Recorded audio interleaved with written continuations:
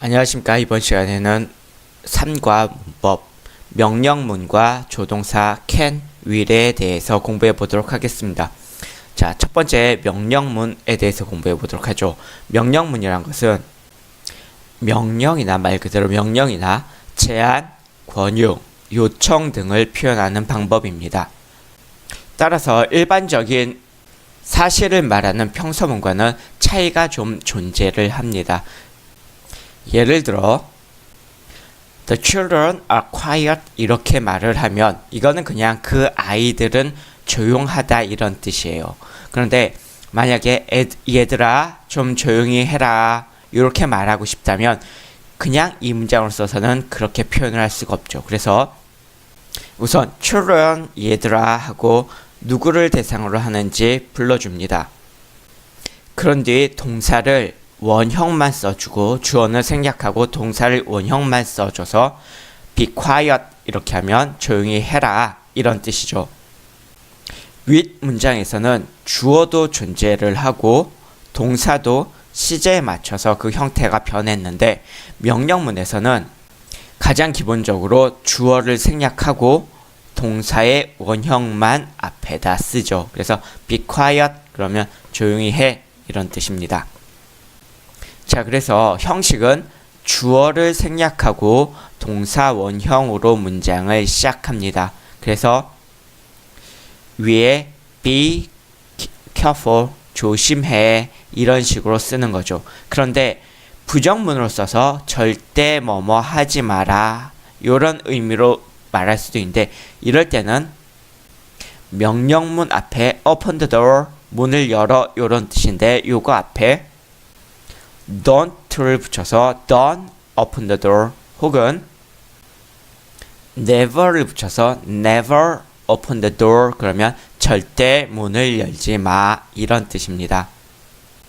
이런 것을 부정명령문이라고 하는데 부정명령문을 만드는 방법은 동사 원형 앞에 don't 또는 never를 써서 만듭니다. 또한 명령문의 앞이나 뒤에 please를 붙여서 좀 더 공손하게 말할 수가 있는데요. 다만 앞에 붙일 때는 그냥 붙이면 되는데 문장 뒤에 please를 붙일 때는 please 앞에 comma를 꼭 붙여 주십시오. 자, 그래서 좀 세부적으로 알아보도록 하죠. 자, 비동사의 명령문은 말 그대로 비동사의 동사 원형인 be를 문장 맨 앞에 써서 be careful 이렇게 쓰시면 됩니다. 그리고 이것의 부정의 명령문은 앞에 don't나 never를 붙여서 don't be late 혹은 never be late 이렇게 하면 됩니다. 일반 동사라고 달라질 건 없습니다. 그래서 일반 동사일 경우에도 문장 맨 앞에 그냥 동사 원형으로 시작해서 wash your hands before dinner 이렇게 하면 저녁 먹기 전에 손을 씻어라 이런 뜻입니다. 그리고 요걸 좀 더 공손하게 하려면 앞에 동사 원형 앞에 please를 붙이면 되죠. 그래서 please open the door 그러면 문 좀 열어주세요 이런 뜻입니다. 그리고 부정의 명령문 만들 때도 make a noise in class 수업 시간에 떠들어라 요거에 대해서 부정을 만들 때는 앞에 don't나 never를 붙여서 don't make a noise in class 그러면 수업 중에 떠들지 마라 이런 뜻이고요. play the game 경기를 해라 이런 뜻인데 앞에 never를 붙여서 좀 더 강력하게 절대 게임을 하지 마라 이런 의미로 쓰는 거죠. 자, 그래서 여기서 중요한 것은 비동사든 일반 동사든 명령문 뭐뭐 해라 뭐뭐 해주세요 이런 의미로 쓸 때는 주어를 생략하고 동사 원형으로 시작한다는 거 그리고 뭐뭐 하지 마라 주세요 이렇게 말할 때는 명령문 앞에 don't나 never를 붙이고 좀 더 공손히 말할 때는 please를 써준다는 걸 알아두시면 될 것 같습니다. 네, 다음은 can과 will 조동사에 대해서 공부해 보도록 하지요. 일단 can과 will을 먼저 공부하기 전에 조동사의 기본적인 특징을 좀 알아보고 가도록 하겠습니다. 조동사를 영어로는 modal auxiliary verb라고 그러는데요. 얘네들은 크게 세 가지 정도의 특징을 가지고 있습니다. 그 첫 번째는 인칭이나 수에 따라서 그 형태가 변하지 않고 일정하다는 것입니다. 무슨 얘기냐면 he cans나 she wills처럼 주어가 3인칭 단수 현재라도 뒤에 s가 붙는 형태가 오지 않는다는 소리입니다. 두 번째 특징으로는 뒤에 동사 원형이 온다는 것이죠. 무슨 소리냐면 주어가 3인칭 단수이고 현재라도 he can speak English 이렇게 s가 오는 형태가 아니라 he can speak English 이렇게 동사 원형이 와야 된다는 겁니다. 세 번째로는 조동사는 두 개를 연달아 붙여서 쓰지 못합니다. 무슨 소리냐면 he will can play the violin 이렇게 두 개를 연달아서는 못 쓰죠. 그래서 둘 중 하나를 다른 형태로 고칠 수 있어야 됩니다. 예를 들어서 can이라는 조동사는 능력을 뜻할 때는 가능이나 능력을 뜻할 때는 be able to와 바꿔 쓸 수 있습니다. 그래서 이 문장은 he will be able to play the violin 이런 식으로 둘 중 하나를 다른 형태로 바꿔 쓰셔야 됩니다. 이런 기본적인 사항을 아시고 그 다음은 각 조동사의 의미를 알아두시면 되겠습니다. 시작하기 전에 각각의 조동사의 의미에 대해서 공부하기 전에 한 가지만 더 짚고 넘어가자면 부정문이나 의문문을 만들 때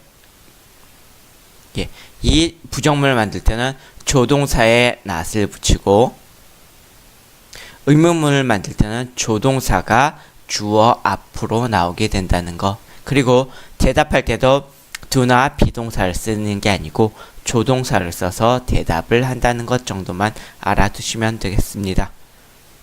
자, 그래서 조동사 can과 will의 의미에 대해서 공부해 보도록 하죠. 자, 조동사 can은 가장 많이 쓰이는 것은 능력, 가능을 나타낼 때 씁니다. 자, 아까도 잠깐 설명해 드렸는데 요럴 때는 be able to와 바꿔 쓸 수 있습니다. 그래서 I can speak English well 이렇게 쓰면 요거 can은 I am able to speak English well 이렇게 바꿔 쓸 수 있는 거죠. 자, 그 다음에 허가 뭐뭐 해도 좋다라는 뜻으로 쓸 수 있습니다. 다만 이럴 때는 be able to랑은 바꿔 쓸 수 없고요. may와 바꿔 쓸 수 있습니다. 그래서 you can leave now 이렇게 말하면 지금 떠나도 좋습니다 라는 허가를 나타내고 있죠. 그 다음에 의문문으로 쓸 때는 요청을 할 때 쓸 수 있습니다. 그래서 Can I open the window? 이렇게 말하면 제가 창문을 열어도 좋습니까? 이런 뜻이죠. 그 다음에 추측을 할 때 사용할 수 있는데요. 다만 can이 추측의 의미로 사용될 때는 일반적으로 이렇게 부정의 형태로 사용합니다. 그래서 결코 뭐뭐 일리가 없다라는 의미로 사용되죠. It can't be true. 그러면 그것은 사실 일리가 없다. 뭐뭐 일리 없다라는 의미로 사용됩니다. 자, 그 다음은 조동사 will에 대해서 공부해 보도록 하죠. 첫 번째 will은 가장 대표적으로 쓰이는 게 뭐뭐일 것이다 라는 미래를 나타낼 때 써요. 그래서 it will rain soon 그러면 곧 비가 올 것이다 이런 뜻이고, 그 다음에 의지 뭐뭐 하려고 하다 요런 의미로 쓸 수 있습니다. 그래서 요럴 때는 she will come to the party tomorrow 이렇게 하면 그녀는 내일 그 파티에 올 것이다, 오려고 한다 이런 뜻입니다. 그리고 will이 의문문에 쓰이면 요청을 할 때 쓸 수 있죠. 그래서 will you help me 이렇게 말하면 저를 좀 도와주시겠어요 이런 뜻입니다. 자, 아까 can이 능력이나 가능을 나타낼 때는 be able to와 바꿔 쓸 수 있다고 그랬는데 will도 미래의 뜻을 나타낼 때는 be going to로 바꿔 쓸 수 있습니다. 그래서 he is going to be at the meeting tomorrow 이렇게 하면 그는 내일 회의에 참석할 것이다 라는 미래의 의미를 쓸 수 있죠. 그리고 그 다음에 will과 can을 두 개를 동시에 쓸 때는 will be able to 이렇게 써야 됩니다. 그래서 the child will be able to read and write soon 이렇게 쓰면 그 아이는 곧 읽고 쓸 수 있게 될 것이다. 이런 뜻입니다. 이것으로 문법 강의를 마치도록 하겠습니다. 수고하셨습니다.